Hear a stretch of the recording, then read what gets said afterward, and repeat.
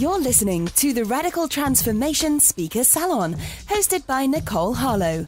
4 days worth of transformational interviews, meditation, and surprises designed to rock your world and change your life. Your year of soul discovery and wild metamorphosis starts today.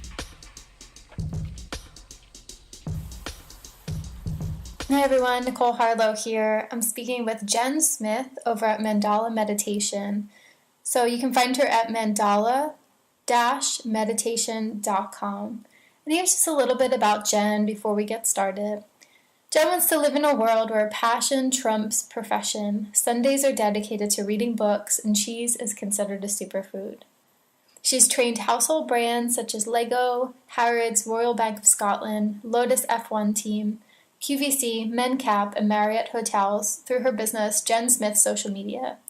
She was Judges Finalist of the JP South Business Awards 2014 and Woman of the Year Awards 2 years running. When she's not teaching social media, Jen can be found drawing mandalas, teaching mandala meditation, and exploring the idea of inner freedom. So let's jump right in and get to know a little bit more about Jen.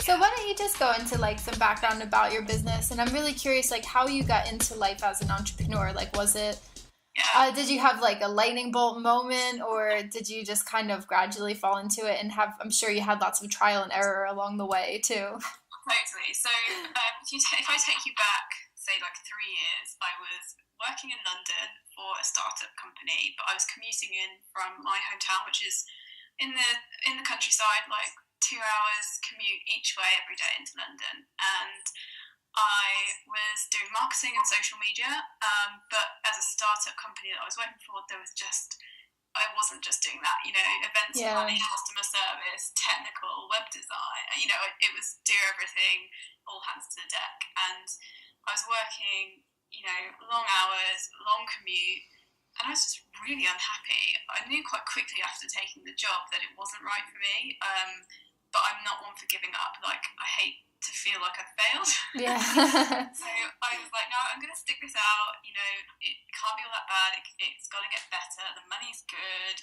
All the things you tell yourself when you are really unhappy, but you're just trying to kid yourself. And so I stuck it out for a year, and it just didn't get any better. I was really unhappy, really unhealthy, smoking because it was kind of a way of numbing everything out, just really not in a good place. And there was moments where I wanted to quit, and there was moments where I was thinking I could freelance, I could do this on my own, I don't need to be here. There was little glimpses and conversations with friends and colleagues where I almost got there, but for some reason or another, for months and months I just reined it in and was like, no, I need to pay the mortgage. I can't do that. It's too risky. And then I had dinner with a friend one evening out in London, and she had worked there previously, and she just said to me, why are you still there, Jen?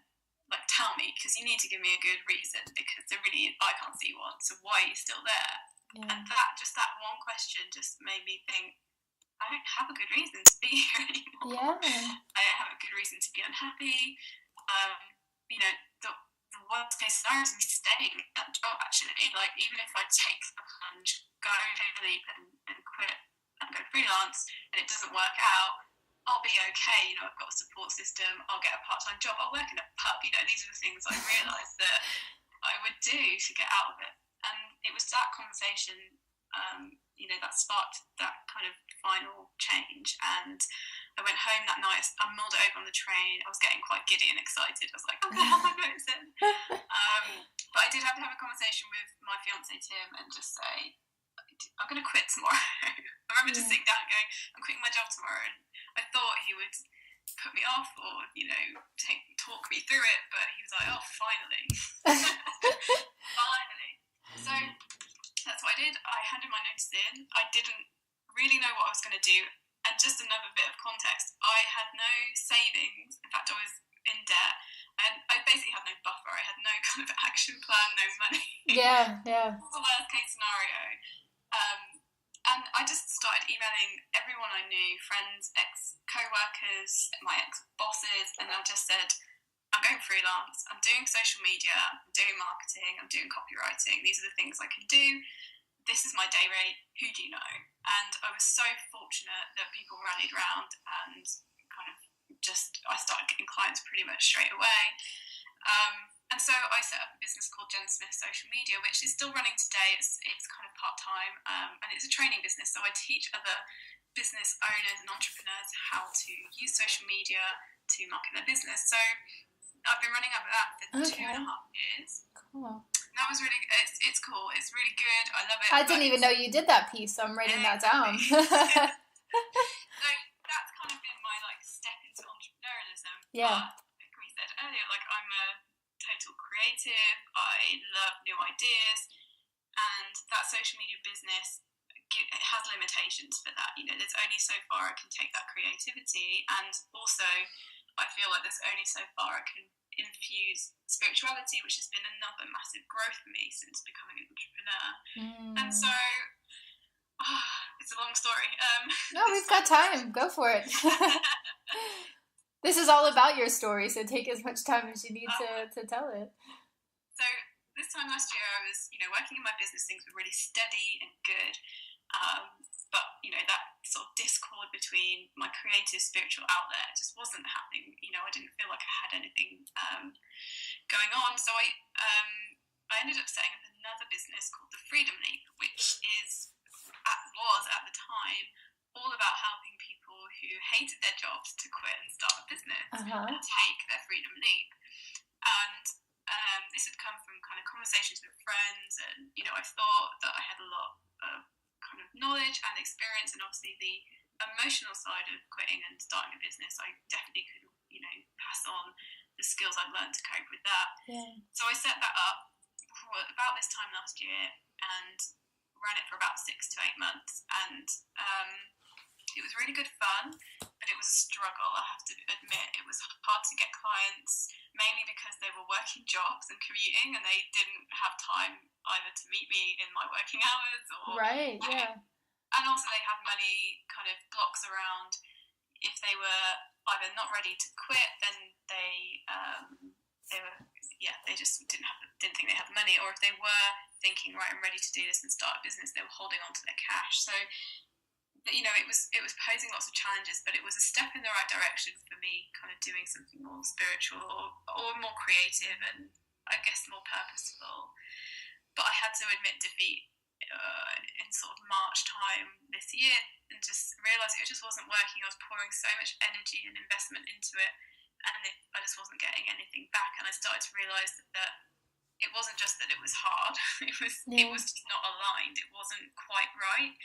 Something about it was, but something about it wasn't. And I knew in my heart of hearts that it just wasn't, as it stands, the business that was going to take me forward. So I pressed pause, and I just went back to the social media stuff. But in the meantime, and this is where we get onto the mandalas. Yeah.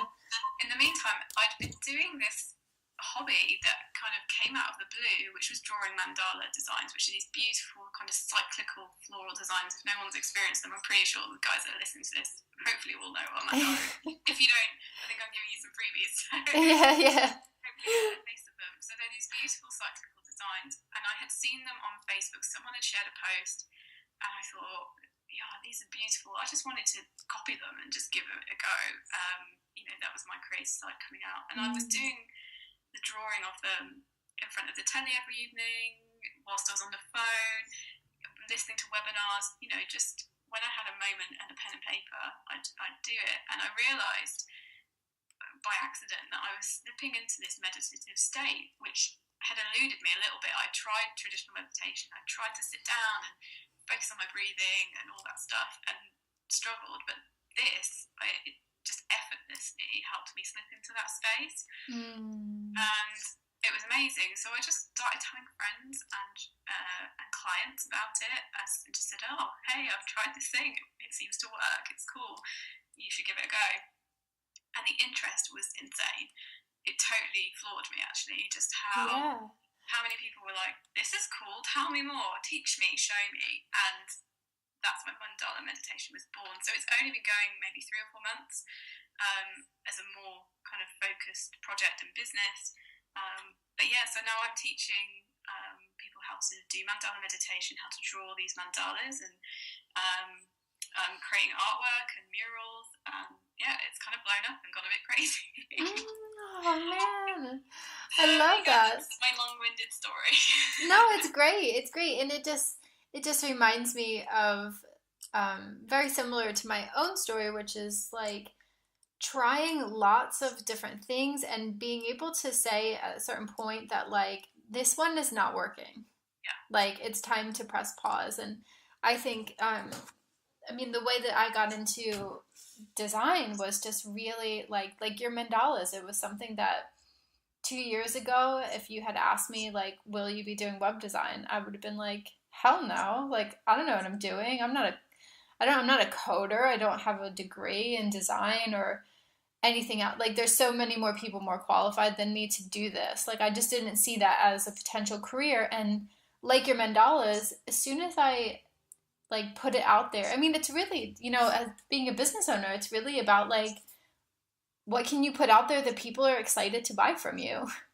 And you are excited to make as well. Like, when you're aligned on both of those fronts, like, because I did B school as well, and it was like the day I'm thinking about your story about like quitting your job and not having savings and stuff. It was like a day or 2 years ago before that class of 2014 started.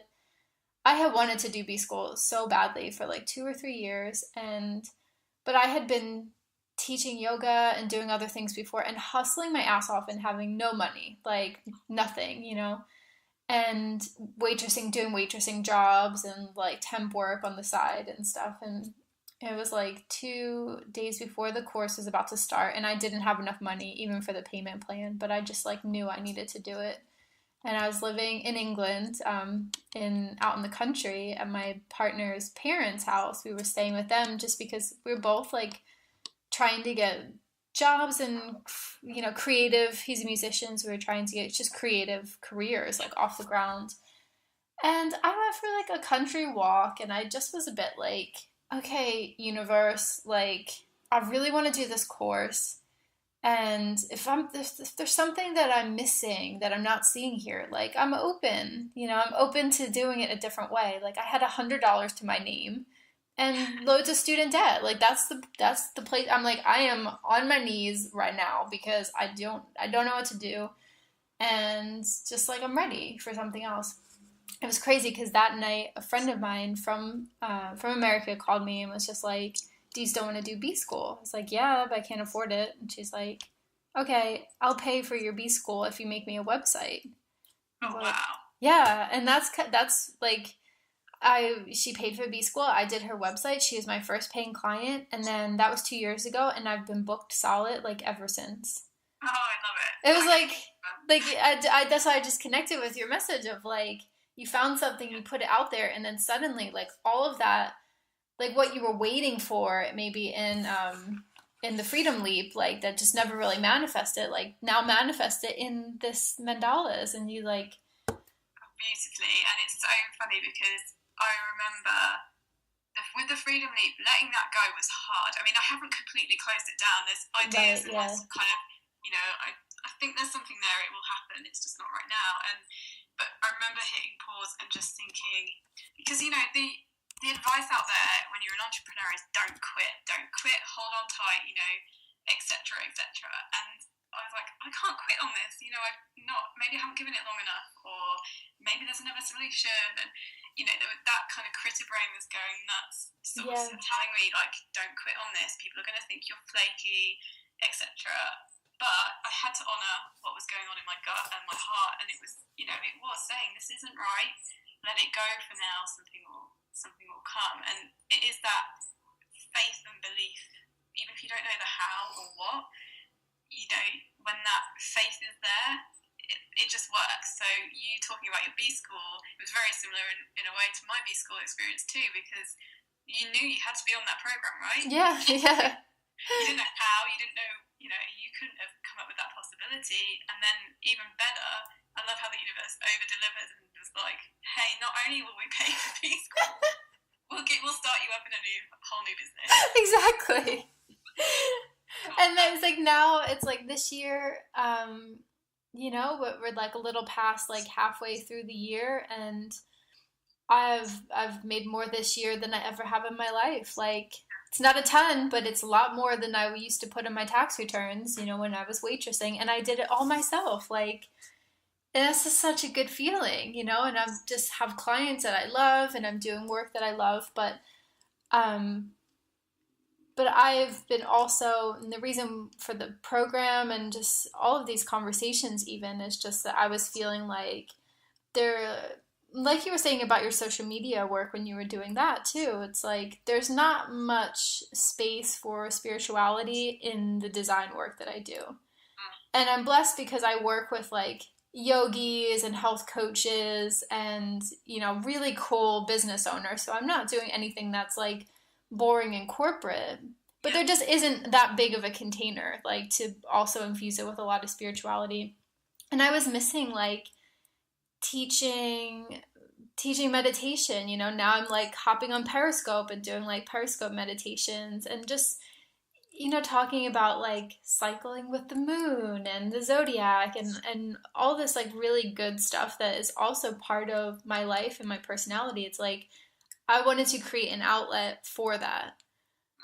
But what's been really poignant about creating it at this point in my life and my business is like, I have no financial stake in this right now. Like, when I stopped about 2 or 3 years ago, I kind of stopped teaching yoga. And my main reason was really just, I was hustling too much to pay my rent, and it was filtering into my perspective of the practice and my perspective as a teacher. Like, it's hard not to when you don't have enough money to pay your rent and one person shows up and okay, I'm going to make like £3 for this hour and a half, and I just give someone like pretty much a free private lesson, but I have to do my best job. I have to do a good job at this, like, and have this person, like, I want this person to feel comfortable, but I have conflicting emotions right now because like shit, I was like hoping I might make 20 pounds, to go towards like my water bill or something. So I was like, I'm not going to go back to do this until money is not the issue, so I feel like I'm in a great position to have created this because it's really for love right now. That's awesome, and it's such a great place to be creating from, and I feel you because my social media business is in such a good place that it supports me to be able to do the mandala stuff and to do it part-time, right? You're not busting yourself like doing it 70 hours a week, right? And there's just not that pressure. I mean, obviously, to make it sustainable, and if I wanted to do it full time, of course it needs to be bringing in, solid income, but it's nice to be growing it from a grassroots perspective. And what was a great learning from the Freedom League when I did work with clients on quitting their jobs, so many of them obviously were desperate to get out and just leave and get on with it. But if they could take the time and look at their job as a real means to an end, it was helping them, supporting them grow their business first.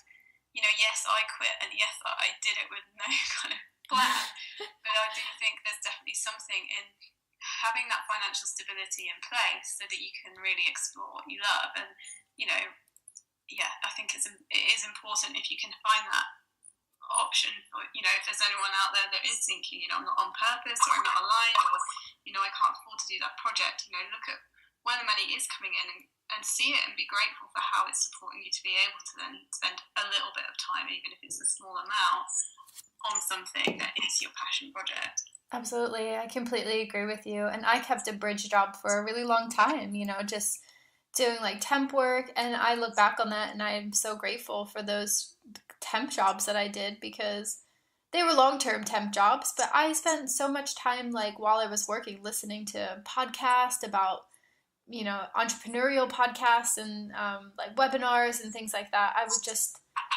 it was like someone else is paying me to be there to learn how to run my business. Right. But I think for a lot of like entrepreneurs that are starting out and people who like want to be entrepreneurs, there's almost this judgment behind like you got to be ready right away, you know, to quit your job or else you're not doing it right. And I think there's also a lot of just that quote unquote doing things the right way. Like I see a lot of people starting off stressing out because they can't afford, I don't know, $300 a month for Infusionsoft. Oh God, I mean, I don't even. No, me either. Like I'm cheap as hell. Like I want more of my money in my pocket. So any way that I can bootstrap my business, you know, or just use like things that still work well but are cheaper.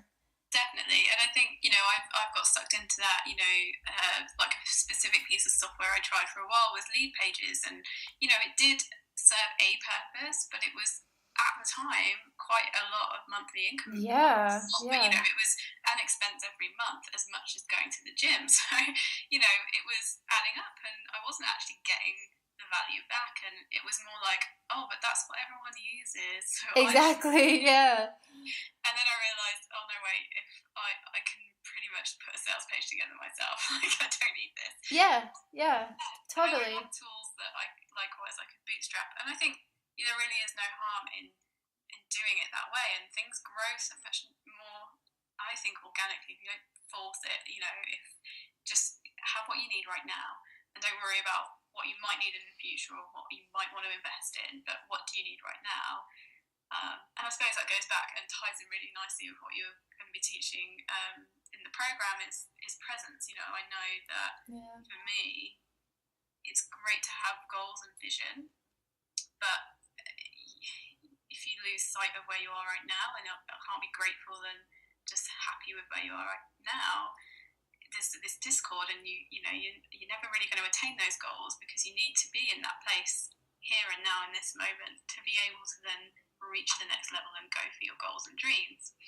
So yeah, absolutely. And I really totally what you said about Lead Pages and stuff. Like I actually have my Lead Pages account is like because of a client of mine had like extra, I think she paid for like an enterprise thing, and she was able to give away like two free memberships or something. So I got mine for free, which I love. But as I'm like using it, I'm kind of like, oh wait, I can just do this myself like really easily on WordPress. Like it takes me not a lot of time. I actually wound up returning. I bought like something like a $300 webinar program, and I returned it like after like 2 weeks because I just thought, Google Hangouts is free and it's really easy.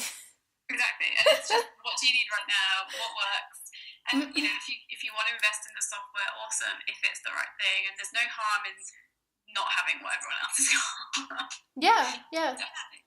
But I think just like what we were saying about, you know, quitting your job and stuff, I think there is like, especially in the beginning, there's a lot of judgment that entrepreneurs, like I know I've definitely placed on myself about like, everybody else has the shiny, expensive toys, and I want to get to the place where I can afford that. And it's like, no, I want to get to a place where I can afford that, and I still don't choose to pay it because I'd rather have an extra $300 in my bank account because I spend $10 a month for like something that's similar, you know? No, and I'm not dissing like the software. I do pay for software that works for my business, but I don't get sucked in anymore in that like gotta have it like this mentality. And I think it's funny as well, you know, another thing that I suppose, thinking back to the mandalas, you know, one of the biggest benefits for me was that it really eased my anxiety, and one of the big triggers for my anxiety in my business was comparing myself to everyone else that especially on Facebook, in Facebook groups and Instagram, you know, and kind of seeing what people are up to, especially when people are touting, you know, I did this and I then earn X number per month, and all you need to do is this, or all you need to do is buy this, you know. And that really triggered me for a long time and really amplified my anxiety of I'm not good enough, I'm not as good as, you know, all these stories that quite often, especially female entrepreneurs that I come across, you know, we're telling ourselves these stories, and it really, really heightened my anxiety, which, you know, I've always probably been a bit of a worrier. Yes.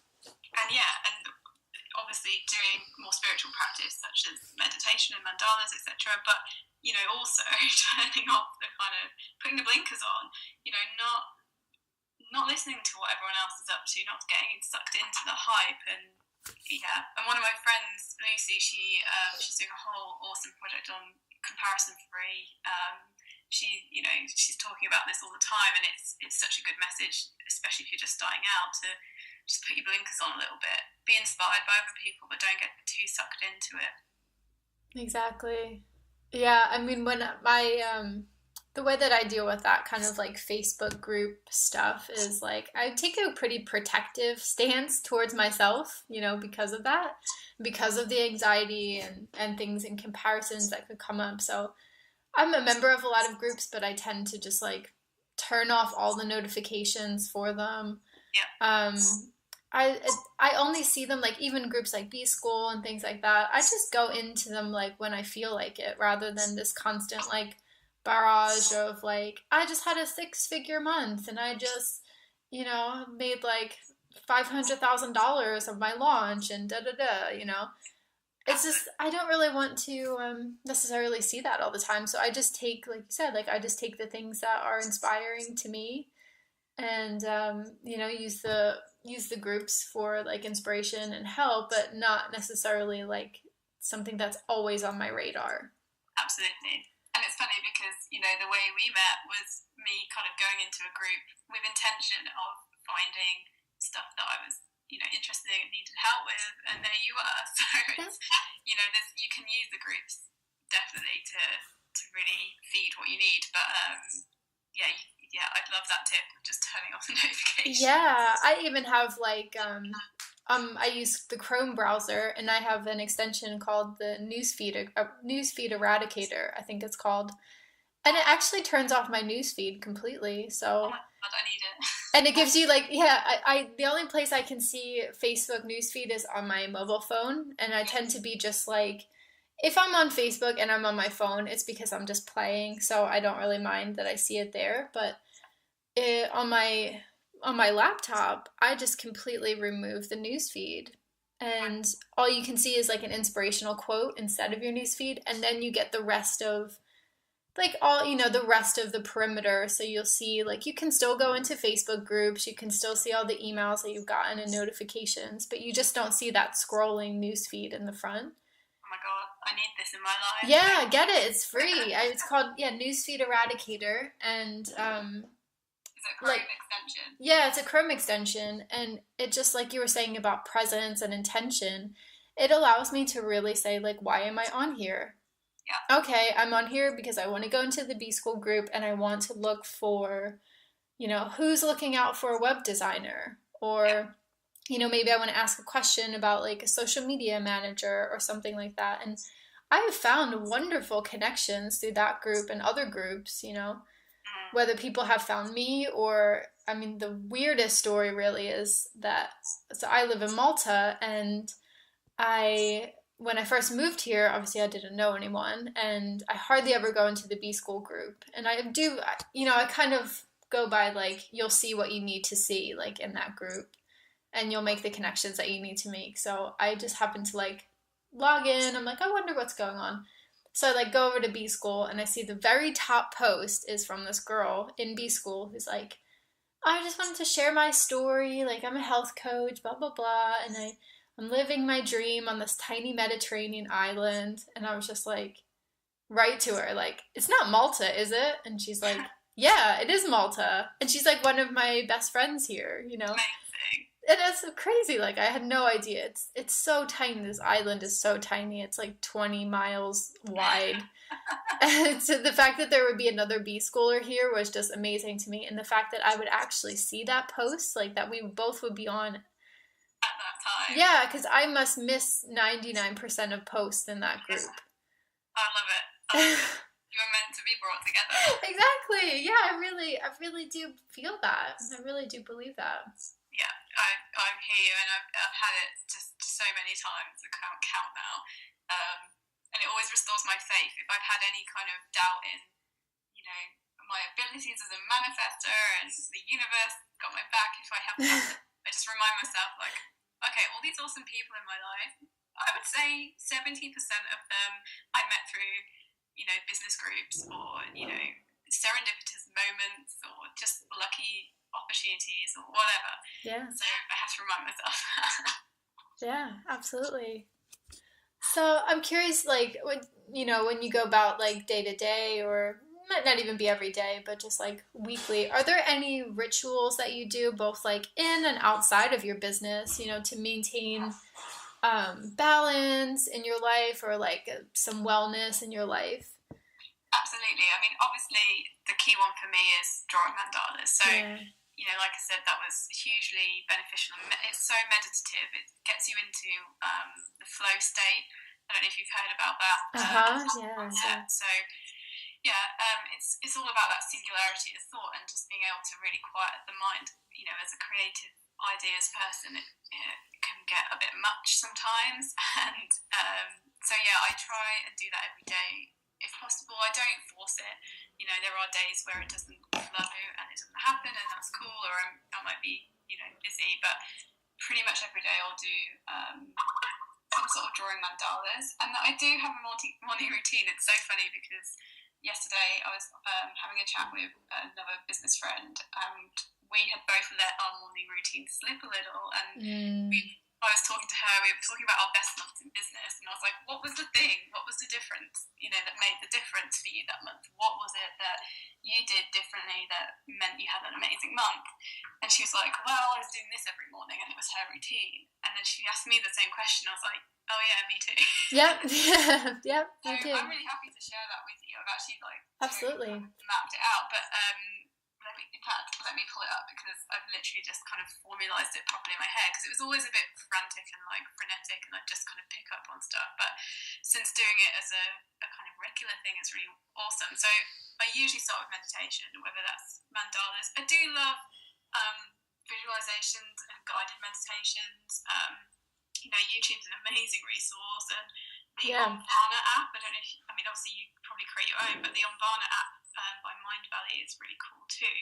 No, I don't know that. It's called Avana? Omvana.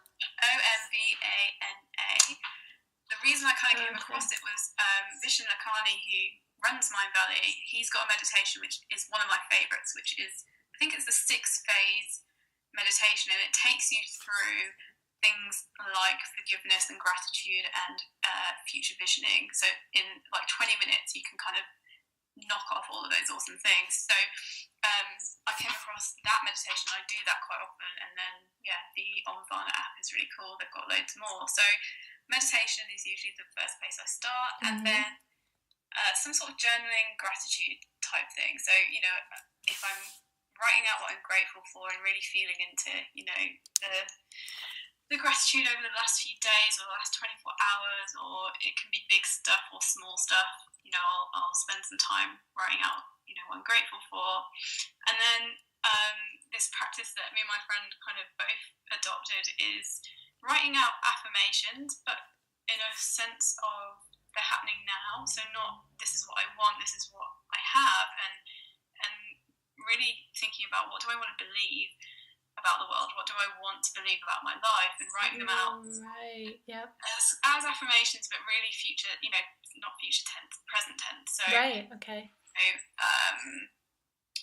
So just rewiring your brain to just start to believe this, I am successful, I am, whatever. So, one of them is, the universe deals with the how. I don't need to worry about it. I can just stay in a good place, happy vibration, and just take inspired action when it comes.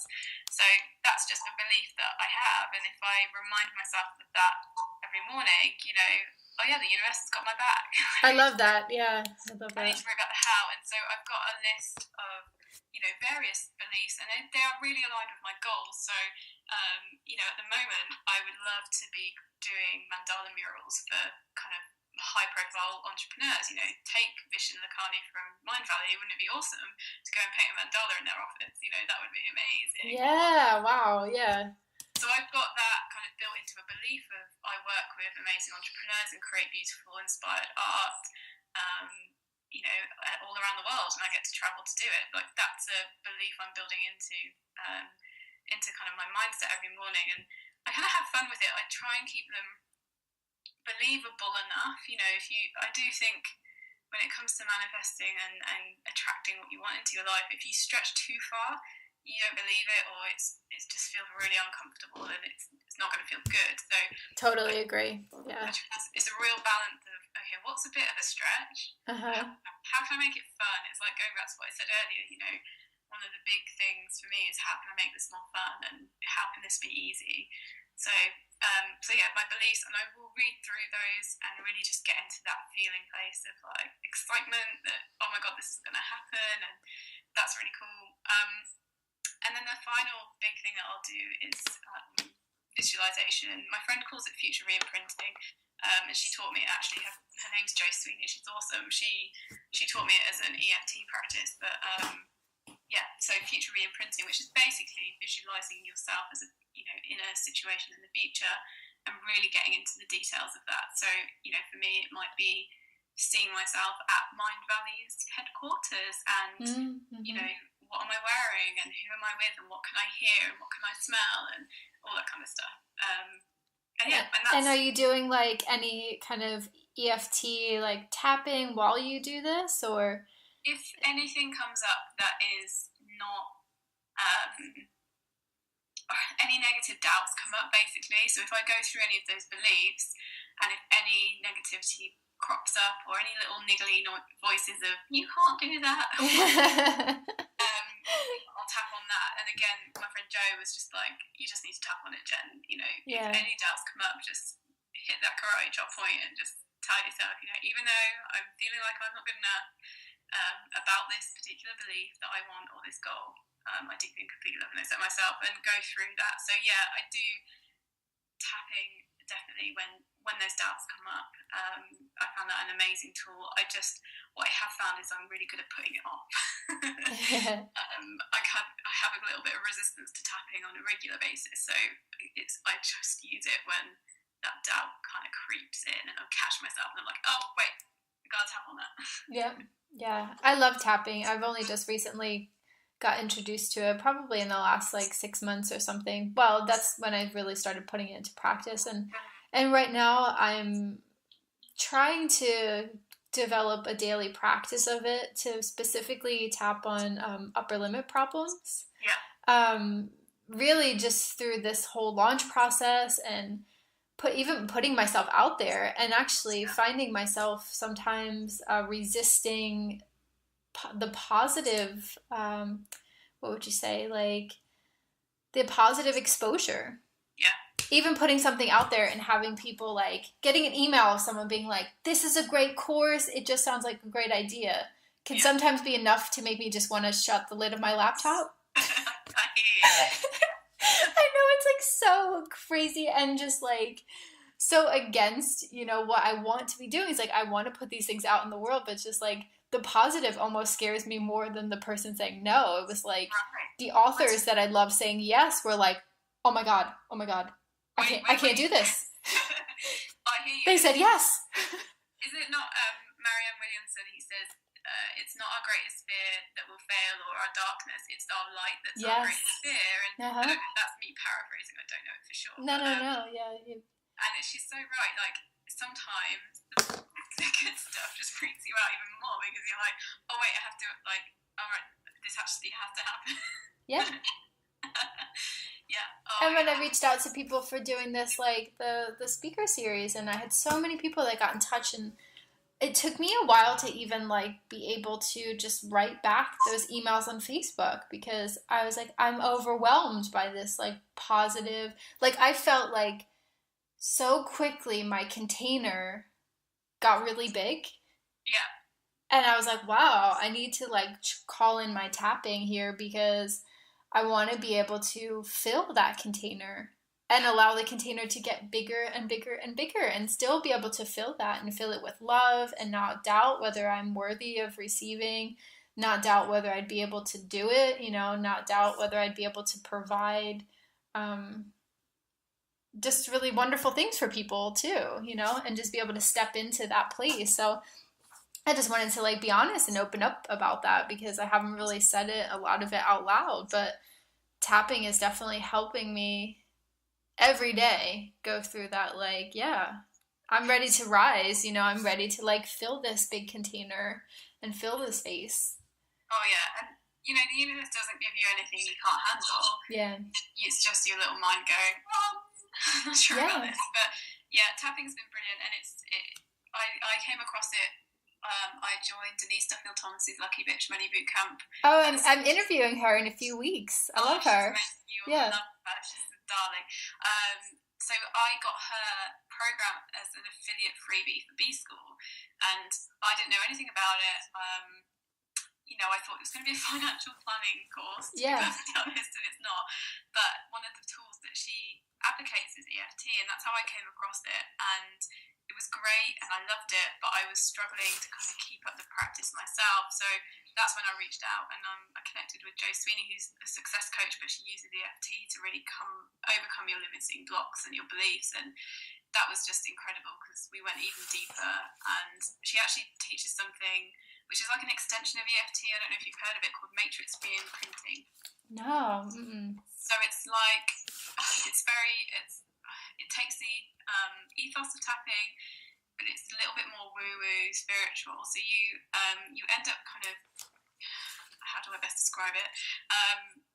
You kind of imagine your kind of energy field, and you get tapping into kind of that, unlock that conscious state, and you allow any memories to come forward from your past that have triggered or caused a belief, or they've added to a belief that you created. So, it could be being bullied at school as a specific scenario that comes to mind. And what you do is you bring that vision, that memory, really crystal clear in your mind's eye, and you step into it. So you imagine yourself stepping into that space, and you go and meet your younger self, and you can kind of freeze frame everything. Obviously, this is all sort of imagining.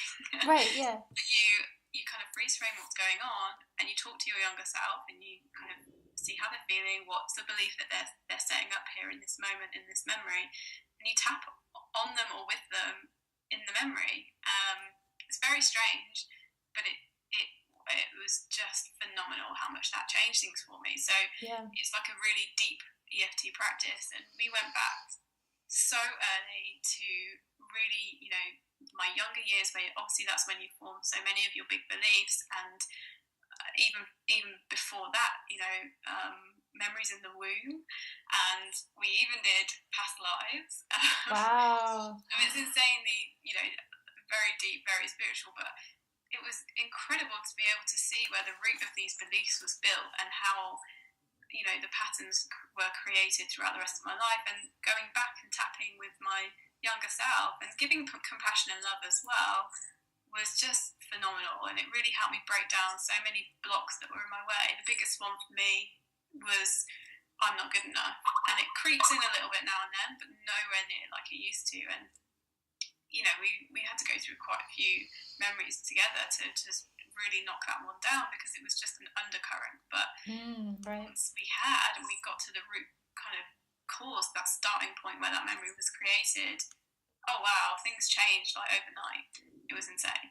So if you like interested in EFT, matrix re-imprinting is like next level. Yeah. No, I wrote this down. I've got like a whole page of notes, and I'll share these with everyone too when this when the interview goes out. Just because I love like part of this series is just cataloging people's like best tips and resources, and I'd love to hear what everyone's using for like their personal wellness and healing.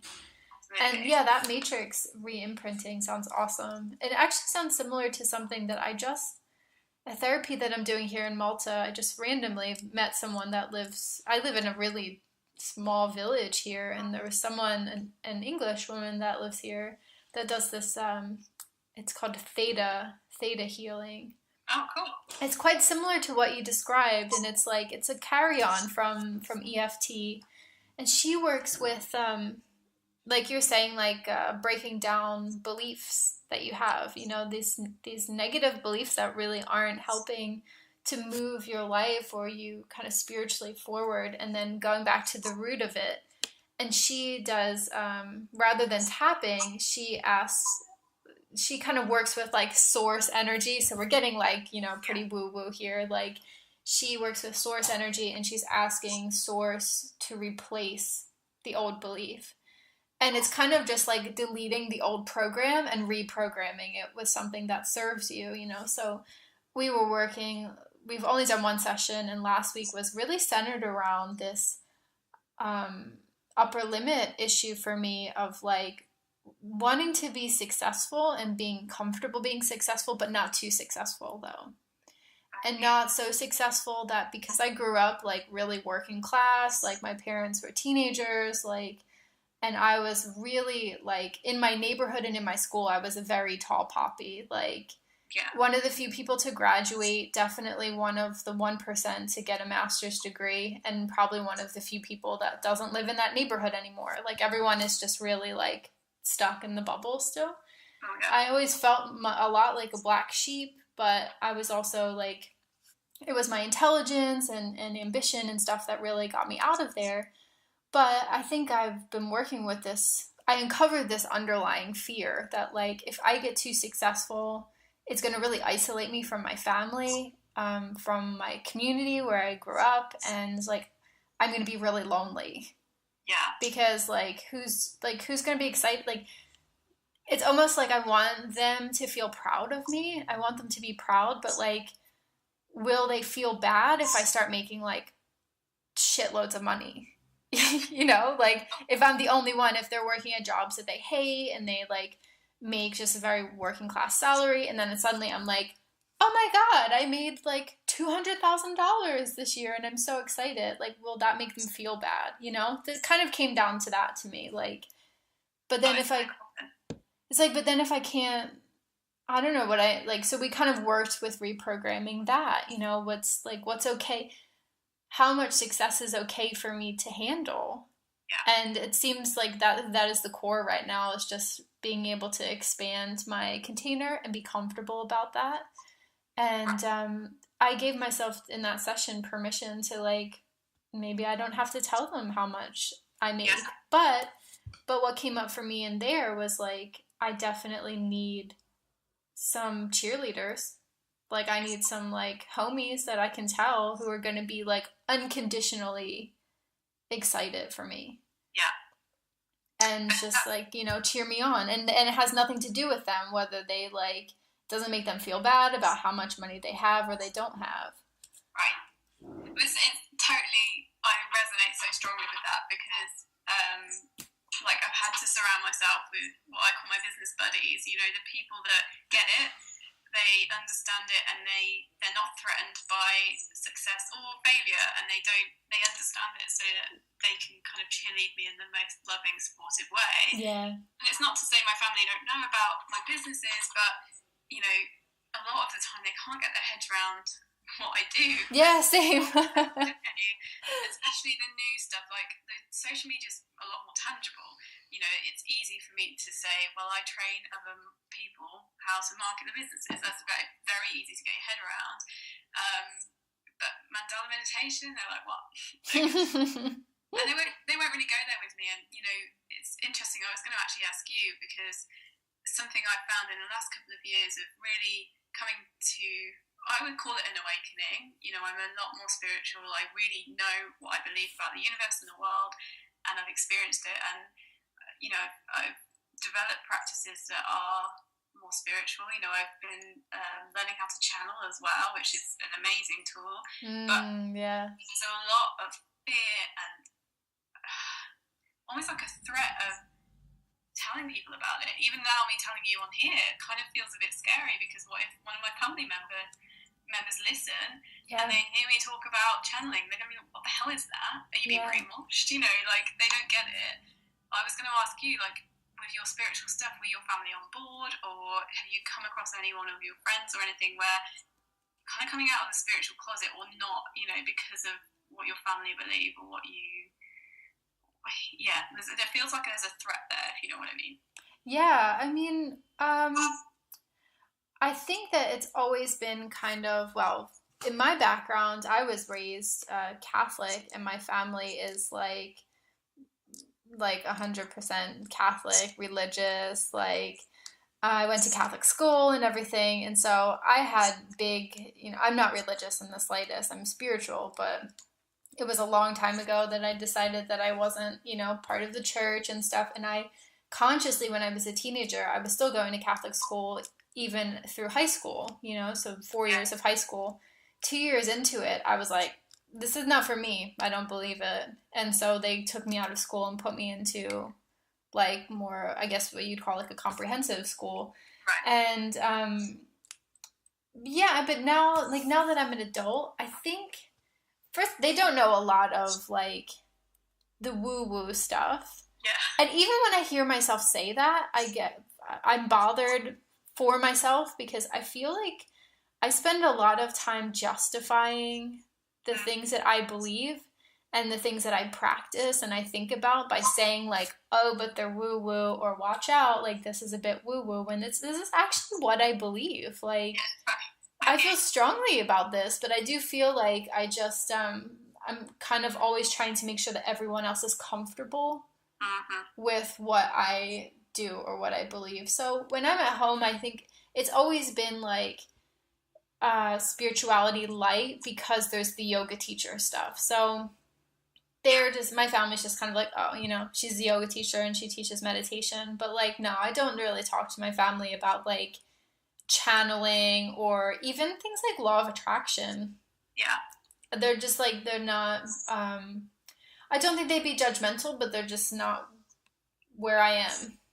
Yeah, exactly. And I think, it's that whole not understanding and maybe not wanting to understand either, it's interesting. I think it's a real, like, hot topic at the moment, I think, for lots of people that are becoming more spiritual or they're developing spiritual practices.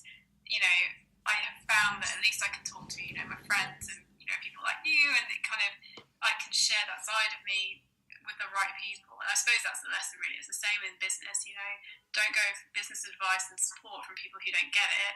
Yep. Likewise, don't go for spiritual advice and support from people who don't get it.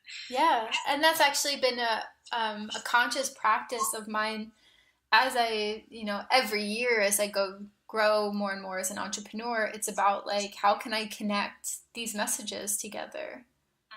Like, how can I connect, like, I want web design clients who are okay with the fact that, like, I'm going to put my crystals around when I make their website. Absolutely. And not just because I think it looks pretty, but because I think it adds power to what I'm doing. Like, I really sincerely believe that. So I wouldn't want to work with someone who is just like, that's crazy. Yeah, definitely. And it's funny, you're going to be talking to Denise because I know she'll definitely happily talk about this. But it's things like with my fiance, he's a very practical person. But he's been coming around to stuff, and it's so funny because I've got in front of me a money plant that he brought home for me today. So I have been, we're doing up our bedroom, and our money corner is in the bedroom. So I have, my aunt gave me some like Chinese money coins. She's the spiritual one in the family, so she gave me some money coins, and I have a citrine stone ready to go. But I was like, we really need a plant. We need a money plant there. And so he was like, okay, well, let's look for one. And I was like, oh wow, okay, cool.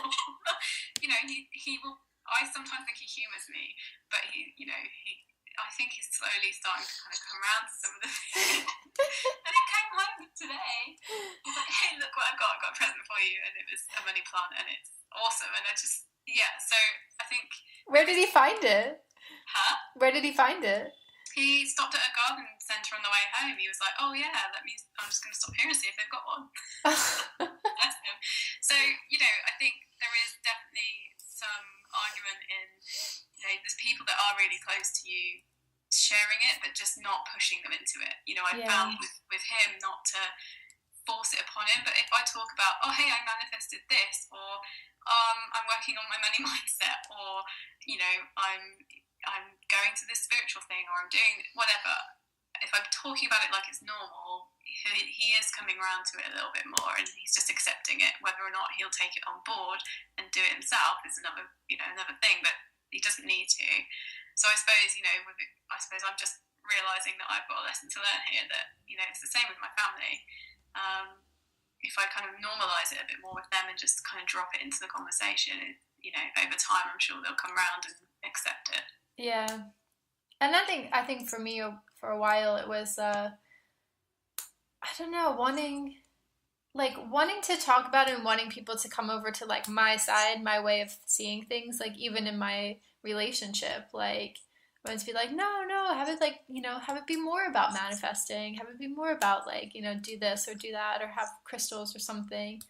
And I don't know, I feel like more and more I've gotten to like a place where I'm just like, well, I'm just gonna let my lifestyle speak for itself, like, yeah, because like I manifest awesome shit all the time. Like, I feel like I'm successful. My business is becoming more and more successful. My life is becoming more and more successful in the way that I define it, not in the way that other people might necessarily define it, but in the parameters that I have created as, this is success for me. Like, I'm definitely rocking it right now. Hell yeah. Yeah. So I'm like, you know what? Instead of trying to like convert people, just keep living my life, and putting it out there and telling people like, not being afraid to say and tell people like, this is part of my practice. Yeah. Part of my practice is like you were saying with your morning practice, like visualizing myself like in successful situations and, and doing that conscious work to like reprogram my beliefs so it's a smoother passage.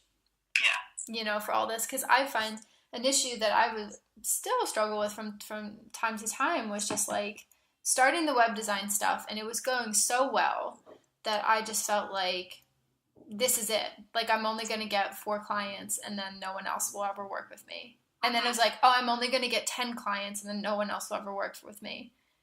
And even now, it's like I just noticed like I was not now, but like even maybe 6 weeks ago or something, like, because I've been consciously working on this now, like having a real abundance mindset, because it's like I'd sign a contract with someone and I'd be like, oh my God, this money has to last me for the rest of my life because this is like the last person that will ever work with me.